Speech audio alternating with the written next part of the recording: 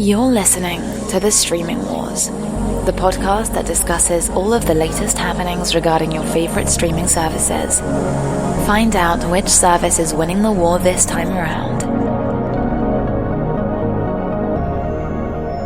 Hello everyone and welcome to the latest episode of The Streaming Wars. I'm Dustin and Tony is with me, and we are going to cover everything from April 29th through May 5th. We have a couple of discussions, including Disney's Q2 results, which, let's just be honest, outside of streaming were not great. Spoiler warning for that. Before we get to that discussion, let's jump into some news. Starting off with Netflix. Netflix is going to revive the political drama Borgen with Danish broadcaster DR. Netflix has acquired the global distribution rights for A Week Away, which is a musical. And then they have ordered a sequel to Extraction after stating that it is their biggest film release ever. The sequel being ordered specifically consists of Joe Russo writing the screenplay for the sequel. There's no word on whether Chris Hemsworth will return, but everyone's guess is that enough money will convince any actor to return. The film did release, and to put in comparison to some of the other ones, last year they had Triple Frontier, which did very, very well. They touted that as one of the best ones for, I believe, Q2 of 2019. Then they put that on par with like numbers like Stranger Things, the new season of Stranger Things. Then they had Six Underground, which also they touted as a very good film for them that came out last December. Then they had Spencer Confidential, which just came out last month. And now they have Extraction. And I personally haven't seen Extraction. It's definitely something I'm probably going to be watching the next week. I just haven't had the time to sit down and watch that. And when I was about to watch it, there was something else that slightly distracted me on Netflix and that I ended up watching instead that I was pleasantly surprised by. But it's definitely a movie that's gotten a lot of talk.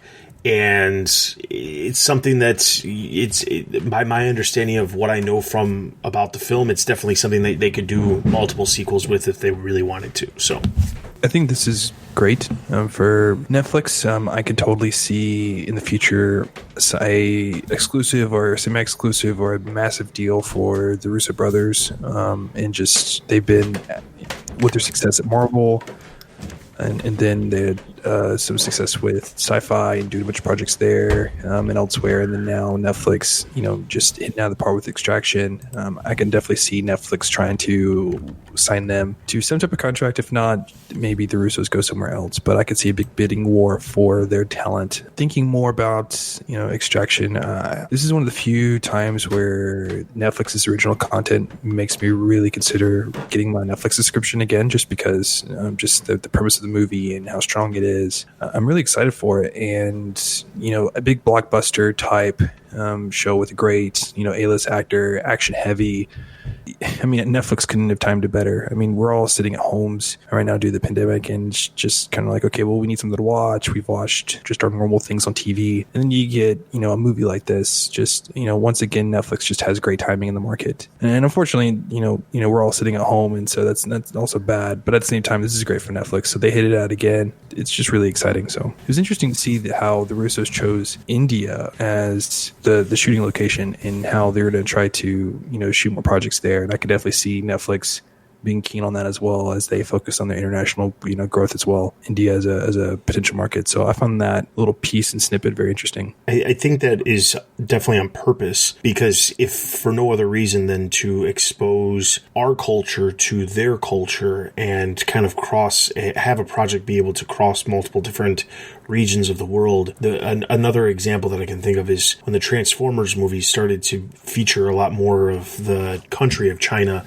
and it's because those movies were doing so well in China. So they started to focus, in one of the movies, like the majority of the film was in China. Not only was a production company from China backing the film, but also the films were doing very, very well over there. So it's definitely something that Netflix is very smart about, because they're already doing a great job of crossing a lot of other regions with projects that are from certain regions, like La Casa de Papel, Money Heist, to the fact that we have that's a great worldwide phenomenon, even though it's a show that was based in Spain originally on Spanish television. So definitely something that will happen more so going forward.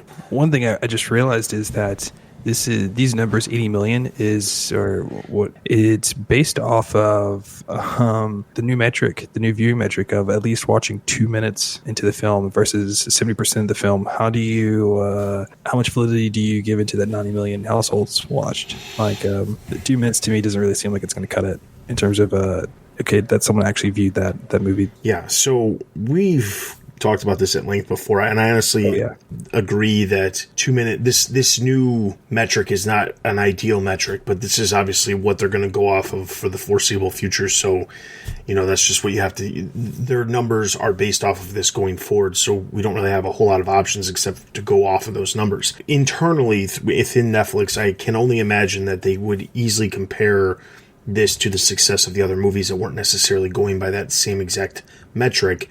And when they say it's more popular than all of these other, major action films that they've done, I'm hoping that they're not just comparing the new metric to the old metric, which is like comparing apples to oranges and is not the same thing at all. So I would hope that's the case. I don't think that anybody who says this movie is super successful should be using the numbers specifically that Netflix is giving, because let's put this in perspective. If 85 million people or 90 million people went and saw this movie in theaters and paid a bunch of money, this movie would have done very, very well. But we don't have any idea. And the thing is, like, Netflix is going to use whatever numbers they want, however they want to display those numbers. So I don't think the numbers should be the thing that is the defining part of this article or necessarily this discussion. And I'm not saying it is. I'm just saying I honestly believe them comparing it to the other movies, hopefully they're comparing it in the sense of, well, which one really is more popular, and not just numbers to numbers when the metrics are very different between the two. Yeah, I just feel like every time I talk about Netflix's viewing numbers from now on out, it's just going to be like with an asterisk. Like, 90 million people saw this, with a tiny asterisk. So, I mean, for Netflix, it's just as an investor, as somebody who watches it, it's like, ooh, okay, like, how is their reach really? For if other publishers and platforms use this 2 minute rule, I'd be a little bit more concerned. But since Netflix, has proven themselves over the years and they do have a huge reach, like, okay, I can see at least 2 minutes being a little bit more reasonable and being a decent reflector of the total viewership. But I just wanted to bring that up of, they mentioned that in the article of like, 90 million under the new accounting strategy. So it's like, put a little asterisk there. So. Yeah.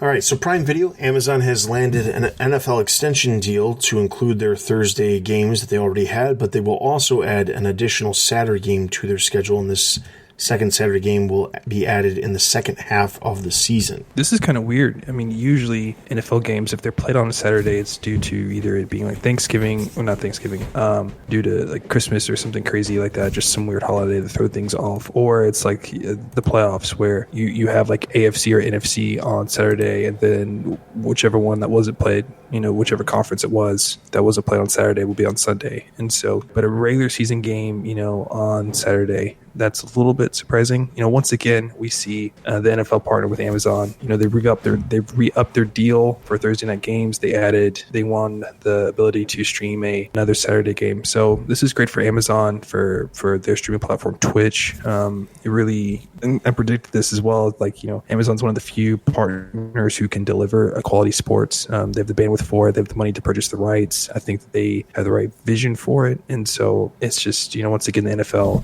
views them as a premium partner. And so I'm happy to see NFL dive more into streaming games beyond the local regions. Just as a viewer, I've always found that frustrating. And so I think this is a win. And I can't wait to see more sports league try to get to stream their content, especially, COVID and everything. I see sports kind of changing a little bit. And so I think that people will, of course, always go to sports games. But I think that they're going to focus a lot more on television deals, obviously because of money, but due to also just trying to get more people involved in the reach. And so I see streaming definitely being more and more, especially as things go on and people are staying at homes more. I agree. Jumping over to Hulu, Hulu has acquired In My Skin from BBC.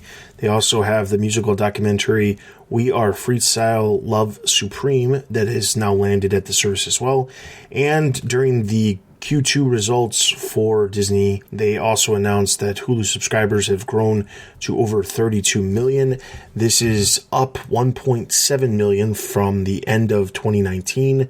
That includes 28.8 million streaming video on demand subscribers and 3.3 Hulu plus live TV subscribers. To put it in perspective, the total number of streaming video on demand is currently lower than Disney Plus, but it is right there, at least in second or third place, depending on where Amazon actually falls on the chart. It definitely is, one of the largest streaming services that exists right now. So it's definitely one of those ones where, as time progresses, and we know that Hulu is planning on launching in parts of Europe next year, as long as obviously the pandemic doesn't jeopardize any of those plans. If they launch in Europe, they'll definitely obviously gain some subscribers.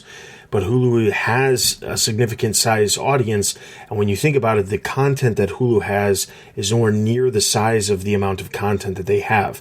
The other thing to keep in mind is that these numbers specifically reflect the number of subscribers here in the US, because Hulu is only in the US. So when you compare the numbers to a service like Netflix, which has somewhere between 50 and 60 million subscribers here in the US, Hulu has half the number of subscribers, but doesn't even release nearly half the amount of content that Netflix has. Netflix's content is such a significant more amount of content that they release compared to Hulu, that these numbers are really, really good for Hulu in general. So despite the fact that they are in second or third place, they're still doing very well for the limited amount of content that they produce, and they don't have anywhere near the overhead that's, a service like Netflix has. Agreed. I think for me, the numbers that I find the most interesting is not just their normal subscriber numbers. I think that's great, but it's their Hulu plus live TV subscribers, and just seeing how Hulu live TV is really eaten into like Sling TV's growth and YouTube TV's growth, and definitely AT&TV now. So I see that business growing for them, and there will always be a market for live TV, for cable TV, especially for sports and other things. So it's good to see that part of their business growing. They are getting some of those people who are throwing away the cable box, and they still want cable, or at least cable channels, but they don't want to go with their cable classic provider. So seeing those numbers being steady is good in my opinion. But at the end of the day, Disney does own 2 out of the top 4 or 5 streaming services in the US. So that's always a good start. All right, so nothing for CBS All Access. Apple TV Plus, they have some new deals. Annie Wiseman, who is the showrunner behind a show called Physical, which is currently in development at Apple, has inked an overall deal. And then Carrie Erin, who is the showrunner behind the morning show, that she has re-upped her exclusive deal with Apple as well. Jumping over to Disney Plus, National Geographic's The Right Stuff has moved from cable to streaming at Disney Plus. Now, I want to quickly talk about this because, one, the movie The Right Stuff is one of my favorite movies of all time, and this is following the exact same story. It's a 10-episode series, however, compared to a very long movie. And this is a project that I've been looking forward to for quite some time. They have a really great cast that is behind this project. It was originally meant to air on National Geographic sometime in 2020, and they've been talking about it for quite some time. I want to say they filmed it over a year ago. So I'm not exactly surprised that it's coming over to Disney Plus. I am confident in claiming that is specifically because the content that Disney was planning on rolling out come this fall is not going to be ready. I think we were supposed to in August get a massive big push of top tier content with The Falcon, The Winter Soldier, Mandalorian Season 2, WandaVision. These are shows that were supposed to round out the year for 2020 that were going to make really Disney Plus the service that we all were hoping for after The Mandalorian was done and we didn't have a lot of other new content specifically designed towards an adult audience. These are the shows that were supposed to do it. However, Falcon and Winter Soldier was not completed they were not complete with filming prior to the pandemic coming. They had to halt production. I imagine that any other show, WandaVision, the Loki show, they obviously all had to halt production as well. The Mandalorian was filming, however, further ahead as far as they were filming back when season 1 was still airing on the service. So I can only imagine that maybe The Mandalorian might be ready to go in time because there's a lot of special effects involved. They could have been working, that's the stuff that they would be working on, which hypothetically could be worked on without the need for a lot of people in the same place. So maybe The Mandalorian is the only one of the group that is, set for potentially meeting its release date. However, that's not the case with the Marvel shows. So I imagine The Right Stuff was specifically brought over to Disney Plus to kind of help fill in the gaps so there is more content. 10 episodes is the equivalent to basically if it comes out in September and Mandalorian has to get pushed back a little bit, it gives some content that is coming out this fall that was already done well in advance. So that is definitely why it's happening. I'm looking forward to this because I love space stuff when it comes to space travel and space history and things like that. So this is a series that I'm really interested in. Just like when I eventually get Apple TV Plus, I'm going to check out For All Mankind because it's an alternate space history type show. But this is something that is definitely happening because of the current situation with their content that they have lined up for the rest of the year. All right, jumping over to Quibi. We talked about a couple episodes, a patent lawsuit that was happening between Eco and Quibi based off the turnstile format that they had. And now it has been reported that the lawsuit is being financed by Elliott Management. Now you may be thinking to yourself, wow, Elliott Management, that sounds familiar. And it should, because we've actually talked about them multiple times in the past, but not in the terms of Quibi or Eco or anything like that, but specifically because of AT&T, because Elliott Management they're very focused on activism investing, and they purposely will seek out companies that they will buy a stake in, and then they will voice their concerns with things and go about trying to get their viewpoints met and heard and addressed. So this situation happened recently with AT&T. Last year there was a lot of talk because Elliott Management basically sent a letter to AT&T saying, we're not happy. We own a good chunk of AT&T stock.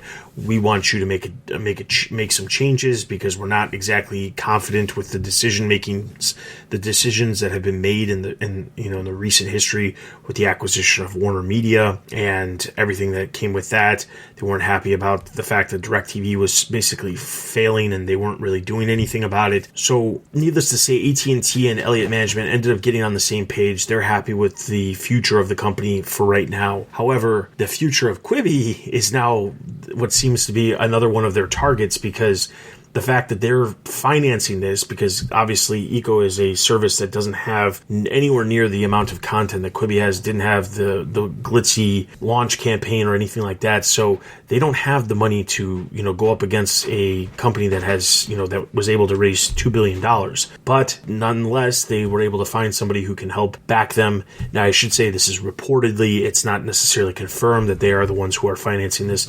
But needless to say, Quibi's going to be facing some issues because if they thought they were going to be able to brush this under the rug as quickly as possible because of the lack of financing on the other side, that is certainly not the case. And just when you thought patent lawsuits couldn't get any more boring and whatnot, you have a major investor of AT&T as the backer of this lawsuit. So yeah, this is going to get kind of crazy and it might get a little bit ugly, but I'm curious to see where it's going to go. The compensation deal is pretty interesting. It seems like, if Elliott may or may not get a stake into the company Echo, who they're suing Quibi. So that's always interesting, but we can definitely see that this fight will get it's with this news. To me, it's just like pouring gasoline on a fire. It's like, oh my word, let's just see where it's going to go. All right, jumping over to HBO Max. HBO Max has announced that they have secured distribution deals with both Google and Hulu. So if you subscribe either through the Google Play Store or on Android devices or Hulu, you will be able to access HBO Max with those same distribution deals that we've talked about before, specifically with Apple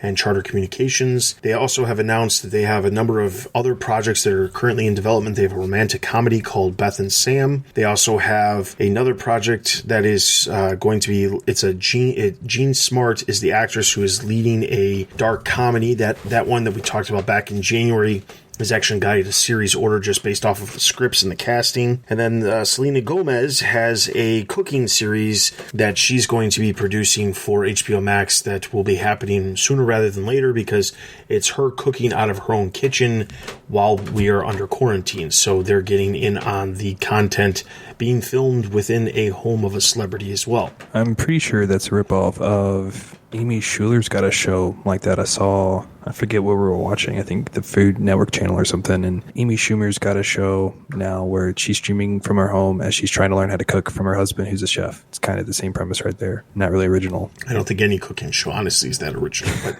I'll just leave it at that. So some other things, Warner Media has absorbed Xandr in the latest AT&T reorganization. If you may recall, we've talked about Xandr before. There was basically Warner Media, Xandr, AT&T as like separate entities underneath the AT&T corporate umbrella. AT&T being obviously the cable, television, telephone, cellular, all that stuff. Warner Media being obviously all the content creation, and Xandr is an advertising division. Specifically in the past, we've talked about Xandr. Xandr is very important to the structure of how to go about getting ads for the Warner Media projects, and they've touted how important Xandr is and how even with HBO Max, with it being ad-free, the information that they get from the demographics of the people who are watching the shows on HBO Max is important and can lead to them producing content in the future that they can share with the content providers and things like that. So Xandr being brought into Warner Media is not necessarily a surprise, but it is an interesting one because Xandr is the advertising aspect that deals with the content that Warner Media does produce. So it makes sense that this would happen. Yeah, and just happy that there's been a little bit more consolidation with under, the Warner Media banner, and just things were kind of getting a little bit crazy of these different partners that were all working together, but there were all these different lines drawn. Seeing Xandr being moved into, Warner Media makes complete sense. Either there was a stinky interview or something talking about that. So we all kind of knew this was coming. It is nice that from the tech and data side, you really see how HBO Max is trying to be data first, or really include data as a focus, and so bringing in this advertising division is a smart move. And just speaking from somebody who works with a bunch of teams and teams from different companies, it is hard for that communication sometimes. And so this is, at least, it might not internally be super big in terms of you might just merge Slack channels or something like that, but it's not going to be something paradigm inside the company, but it's at least outside alerting stakeholders, shareholders, and even the competition as well. It's just like, hey, we're taking this seriously, and so we're using Xandr's expertise and experience, and we're taking that seriously, and it's going to be a bedrock of Warner Media, and we're going to aggregate all the data that we can from HBO Max, all of Warner Media's other properties, AT&T in general, and we're really going to give HBO Max a shot. So from that side, I appreciate that. This is definitely symbolic in terms of hey, we're putting a focus into data. So I'm happy with the move and totally saw this one coming. Yeah. The one thing that I think is going to be very important for HBO Max is when they eventually get to the point where they launch the ad-supported version or an ad-supported tier of the service. When they do that, I think the Xandr part is going to come into a huge position to make them some good money. I mean, Peacock went on and on about how they have all this data that they'll have from their shows that will allow them to gain a lot of high-profile advertisers and things like that, and I don't disagree with that at all, but I think that HBO Max, with what they're doing and the content that they have, I think that the ad revenue potential that they have, especially with having a company like Xandr behind them, is extremely high. And I think it's going to be a great thing for them to have this all together in the end. All right. So some other big news with HBO Max, Warner Media can now move forward with the Latin America launch of HBO Max because they have now become the complete owners of the HBO services within Latin America. This specifically deals with the fact that now within the Caribbean and Latin America, so this is anything basically south of the U.S., including areas of South America. Now, anywhere that has HBO as a service was previously monitored by a separate company. HBO Lay was one of them, and then there was HBO Brazil, which was another company. They and HBO as a parent company basically had a minority stake. Now they purchased full ownership of these other companies. It basically paves the way for HBO Max to launch within these other areas of the world in the future. Not immediately, but in the future. And we know that that is one of the first places that they're planning on expanding, is going south of the US before they actually head over to Europe or even north into Canada. So there's that. They also announced that they are offering a 20% off pre-order for HBO Max. Specifically, you have to do it through HBO Max. You go to their website, you sign up for HBO Max directly through them, not anywhere else, not having HBO Now or anything like that. But if you sign up specifically through HBO Max's website, you will be able to get 20% off the $15 price tag, which would be $12 per month for the first year of your up to your first year of subscription. You can cancel anytime. It's not like you're paying for a year up front. So that is different than some of the Disney offers that had Disney Plus offers that happened in the beginning. Finally, with HBO Max, they are planning on submitting 2 of their originals for the Emmys because the HBO Max is debuting on May 27th. The Emmy cutoff is June 1st. So they are actually able to submit shows based off of the fact that the first episodes will air prior to the cutoff date. They said that 2 of the shows that they are going to be putting forward for Emmys is Legendary, their dancing competition show, and the Love Life show starring Anna Kendricks. All right, moving on. Peacock, we have nothing, no niche streaming services. Other streaming providers, Pluto TV has inked a distribution deal with Verizon. This basically means that Verizon will allow them to have Pluto TV on not only their cell phones, but also their Fios fiber service that they offer. So that is something that Verizon will be doing in the future. Yeah, I mean, for Verizon, they're one of the biggest telecom businesses in the space, and they have not been able to get some type of foothold into internet streaming of content. So they've been trying for a very long time. They had a failed Go90 experiment and some other ones. Them teaming up with Pluto TV just seems like they're doing their best to hang on to this, streaming revolution. We call it the streaming wars, but I would say it's more of like the streaming revolution. And so you see a more integrated, union between the content providers and then the content, deliverers in terms of the actual network. And so you see this with Comcast and AT&T getting into the media space, and you thought for the longest time that Verizon would jump in the game. I've heard rumors where Verizon was very interested in getting and buying Paramount, but once again, those are just rumors, and so it's about time that they did something. I think that this is a feeble attempt to get in the space. They should. I don't know what they should do, but they have the cash to burn. It's a little bit cute just to see them floundering around in the space. It's they got to do something big if they really want to get a piece of the pie like Comcast or AT&T. All right, so moving on to our discussions for the day. We have 2. First up, the Disney Q2 results happened earlier today, and there's not a whole lot of surprises here. Disney Plus for their subscribers have jumped up to 33.5 million. Now, to be clear, their quarter ended the end of March, so their numbers that they have touted since then, specifically in April, they said that they had gained 50 million subscribers. As of quarter 2, they were at 33.5 globally, but now they're over 50 million with the additional 8 million that have come from Disney Plus Hotstar, the existing Hotstar subscribers. And then additionally, they gained another 8 million globally, which adds up to over that. And then anything else that they've gained since that 50 million announcement has come because of obviously the world being the pandemic and people subscribing to the service because of that. But that's where they're at. So even though the numbers are much lower than what they've recently stated, that's because those numbers are reflective of the end of March. Also, we talked about Hulu already, so I'm not going to go into that. But the other one that I wanted to talk about was ESPN Plus. ESPN Plus has now reached 7.9 million subscribers. This is actually up from March of 2019, where they were actually only at 2.2 million subscribers. So clearly, they have jumped up 5.7 million subscribers since March of last year. And that clearly has to do with the fact that bundle has worked to their advantage. I'm sure that a number of those subscribers that have actually come in have to do with the fact that they've bundled ESPN Plus, Hulu, and Disney Plus all together, and that is why they have that.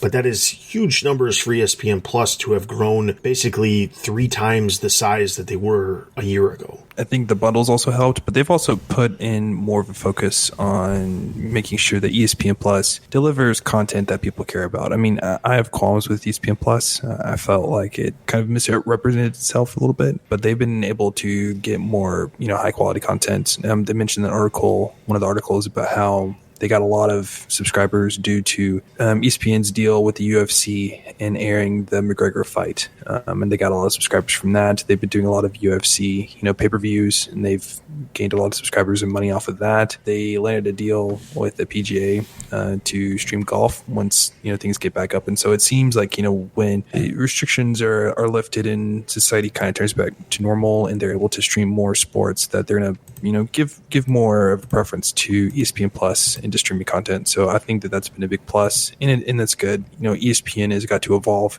Just their current business model. I mean, they're losing money. So just over the years, so they got to evolve. I think from a high level point of view, Disney Plus is, given where the world is right now and given how Disney's whole entire revenue setup is essentially based off of either people going to the stores to buy merchandise or going to parks. If you look at their business model, it's pretty much where they make the core of the revenue. And with just restrictions that have been happening, worldwide pandemic that no one could have really predicted, Disney Plus and their subscriber growth is the only positive, seemingly positive thing to look at off of the business sheet. It's still, once again, it's going to take a while for it to gain a profit, but seeing just a growth in subscribers, and yes, part of that's probably due to the Corona bomb. People are staying at home, but it could be that people are liking the product and they're liking just the content that's coming out. I know that they've had a big push for May the 4th, Star Wars Day, that happened, and airing all the Star Wars content on Disney Plus is a big push. So from a investor point of view, I'm happy about Disney Plus, that it's growing. And I'm happy for the other, ESPN Plus, how that's growing. Hulu, that's grown as well. Just trying to look at Disney as a whole. But overall, Disney's hurting. But if there was a time to get in streaming space and launch, it was definitely last year when things were definitely looking good. We see these numbers about Disney Plus, and that's great. But it's for me, it's Disney Plus is going to be as good as its content. And besides the Clone Wars, for me, I would have given it up if I just didn't have my kid. And so just as an adult, there just isn't that much. And I'm curious how much longer they can go without releasing, more marquee titles. However, with more kids staying at home and definitely the beginning of summer, this might be the perfect time to get Disney Plus, because it's a great way to entertain your kids when they're driving you crazy. So Disney has that to work at as well. All right. And then our other discussion is a brief one as well. It basically has to do with the Academy Awards, specifically the Academy of Motion Picture Arts and Science will allow certain movies that have released on streaming platforms and via digital release to qualify for the 2021 Oscars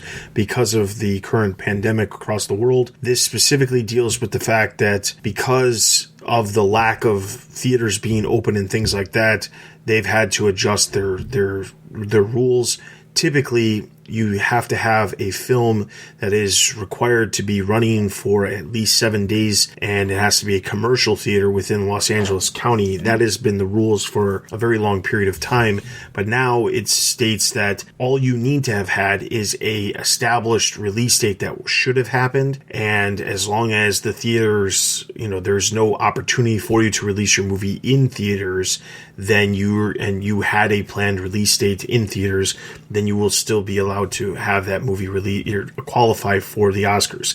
Now, this specifically tends to lend its hat to Trolls World Tour, which not necessarily will be nominated for any sort of Oscars or anything like that, but the other thing to consider is that less films in general are going to be releasing over the course of the year, as many movies are moving outside of 2020, dealing with the fact that there's just not a ton of release dates that are optionable for the studios at this point. But it does mean that certain films like Trolls, or like some of these other films that were originally slated to hit theaters but moved over to a streaming service like Lovebirds, an American Pickle. I'm not saying any of these movies necessarily will be up for Oscars to begin with, but they will at least qualify for Oscars because they were at least planned to be in theaters at some point. They also expanded their rules and stated that outside of Los Angeles County, they're expanding the qualifying theaters to include New York City, San Francisco, Chicago, Miami, and Atlanta, which personally I think should be the case year-round, regardless of whether there's a pandemic. I don't think it should just be within Los Angeles County.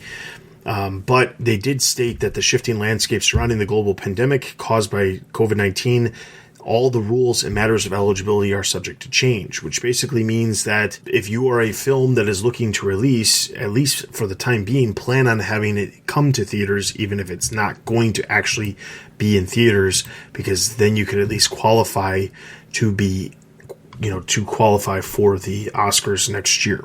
Do you think that sets a bad precedent, though, for the future? I know that this year's Academy is going to always probably going to have a little bit of an asterisk due to Corona limited, availability, streaming partners. But, once people get accustomed to something, you do it once. It's kind of hard to put that, back in the jar, as some people say. Well, I would typically say, yes, that would be the case, except for the fact that the Academy, within the last 10 years at least, they have had this tendency to change their rules a lot compared to in the past when they haven't. They went from only allowing 5 films for Best Picture to then allowing 10, then saying we don't need to have 10, we can have up to 10. And that's just within the last 12 years that they've had those rules changes for Best Picture. So needless to say, I think it's entirely possible that it does put an asterisk next to it, and obviously there's movies that are going to qualify that might not have normally qualified. But I honestly believe that if a film is if it's high quality enough to get nominated regardless of what's going on, I don't really think it should make a difference whether or not. Obviously, there needs to be some sort of rules in place in order to make sure that not every single movie can be submitted for consideration, that is. But I do believe that it's not setting a high enough precedent where it's going to... I mean, Netflix has obviously had to go about figuring out ways to get their films to qualify for Oscars for the last couple of years. They want the prestige that comes with having Oscars, and not just Oscars, but also Oscar nominations. So they want that prestige. So they've gone about having to release some of their films in theaters, a week before they actually come out on Netflix. It's just what they've had to go about doing. It's just, that's something that they've had to do. So I don't think that aspect of it is going to change, but I do believe that going forward, the rules are just going to keep changing, and eventually it's going to be stuff that is on streaming can be eligible. Streaming is a new landscape in the sense of when it comes to these old school awards and things like that. So it's not to say that movies should not be considered, but there does have to be some sort of fine line. You have made for television movies that qualify for Emmys and things like that. You have to have some sort of difference between those films and the films that are eligible for Oscars and things like that, because there is a difference. There's stuff that's available in home and there's stuff that's available in theaters. And for right now, there is a set of rules that are in place, but it is only a matter of time before the lines become more and more blurry. Yeah, I can just see, what if next year there's another Irishman with Martin Scorsese as a director who is just very pushy on getting it, for award season. And so I can see Netflix really pushing back against, all this. Be like, well, we did it last year. Why not? It was so well. It worked so well, blah, blah, blah. So I can see, that situation happening. All right. So with that being said, that is everything for this episode. There is a large list of trailers, not as large as the last couple of weeks. Actually, it's interesting because right now the amount of trailers, while still pretty high, and if you watch all the trailers, you'll be watching stuff for quite some time. There was not as much as there has been in the last couple of weeks, so I'm just wondering if the amount of content that we're going to start seeing is just not as much, and there's reasons behind that. The one trailer I would suggest checking out based off of all these trailers that I've watched is the Space Force on Netflix. That one is a show with Steve Carell coming to Netflix at the end of May. Definitely looks really, really good. Same creator as The Office, and then obviously Steve Carell is on it too, so check that out. But outside of that, let's see. We got a little bit of time. Let's talk about some of the stuff we've watched recently. I can say that if you follow me on Twitter, I do post the stuff that I watch, and recently I watched Never Have I Ever, which is a comedy series on Netflix. I also watched Black AF on Netflix as well. Just finished Narcos Mexico Season 1. Let's just put it this way. I've had some time on my hands while I wait for my house selling process to immediately pressing with my time. So I've had some time on my hands, so I've been watching a lot of shows. I also have been watching some movies, so I've been watching a lot of stuff. But Narcos Mexico, I was pleasantly surprised. It was, in my opinion, better than the original Narcos, which I wasn't sure was going to be possible, but I do believe it is way better than the original Narcos. I still have season 2 to watch, but good stuff. Black AF and Never Have I Ever, I would say out of the two, Never Have I Ever was a much better series, but just good stuff. There's a lot of good stuff out there on Netflix, even some older movies. The movie I was talking about before that actually was something that kept me from watching Extraction was I was just randomly scrolling through and seeing what was available, and I saw this movie called Den of Thieves, which is actually a movie that came out in 2018 elsewhere, not originally on Netflix. It came out in theaters. It didn't do super well, and I watched the trailer and I was like, okay, this looks really interesting.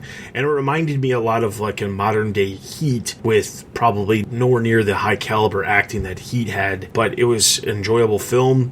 I stayed up late to watch it and don't regret it whatsoever. It was a good film. But Extraction is one of those things that's going to be on my list of watching in the coming week. So I know you have watched I know you just wrapped up Clone Wars because it just aired its final episode. So anything else? Work has been crazy. Just we've had a lot of deadlines to hit, and then just family stuff, about to move soon, and just dealing with all that. So my time for TV has been, nil. So my wife and I are going back through on Hulu watching Bones. That's always a great show, very quirky, but we like it. She's been also watching other Hulu content, checking out Lost. I gave Quibi a good try for a good 2 to 3 weeks, so I watched some of that stuff. But I feel like, working from home was really, it's hard to separate out, I guess. It's hard to give firm limits on, okay, when is work time and when is, home time. So I've just been working a lot. The one thing I think I've been consistently keeping up with on my end, just independent of my wife, is watching Clone Wars. Watched this last season. I thought it was very good. I knew about the first couple episodes about the Bad Batch. The last 4 episodes were the Siege of Mandalore plot, and it really ties into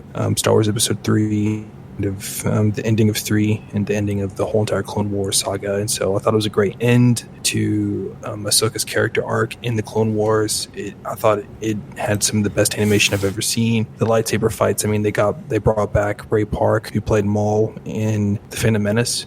And he's a martial artist. So to do the mocap on Maul, and so the animation was great, lighting was great, the music was just fantastic. They blended in themes from episodes 1, 2, 3, 4, 5, 6, and so overall it was good. It's bittersweet to have shows end. This is the second show of one of mine that I love that's ended recently, so that's kind of hard to see. But things end and new things begin. So I'm interested to see what else is out there for me to check out. I've been trying to dig into, Apple TV Plus and getting more into their content. I'm going to check out Defending Jacob sometime soon and give some type of review on that. But that's kind of my streaming plans. Work's been crazy. All right. So listeners, if you are listening, you've been checking out something that you'd like to suggest, definitely send us a tweet at Streaming War. We will definitely share that with the rest of our followers out there. Outside of that, outside of following us on Twitter for all the latest articles, you can also follow us on Instagram for all the latest announcements related to new episodes of the podcast. Typically, they all release on Thursday mornings, so you can be on the lookout for that. You can also send us an email at thestreamingwars@gmail.com with any questions, comments, concerns, or feedback that you'd like us to talk about on the next episode. Outside of that, continue to stay safe out there. We appreciate all of our listeners, and we hope that you guys stay safe. For Tony and myself, this has been The Streaming Wars. We'll see you guys next time. Thanks for listening to The Streaming Wars. Check us out on Twitter and Instagram. Also consider supporting us on Patreon. Links can be found at thestreamingwars.io.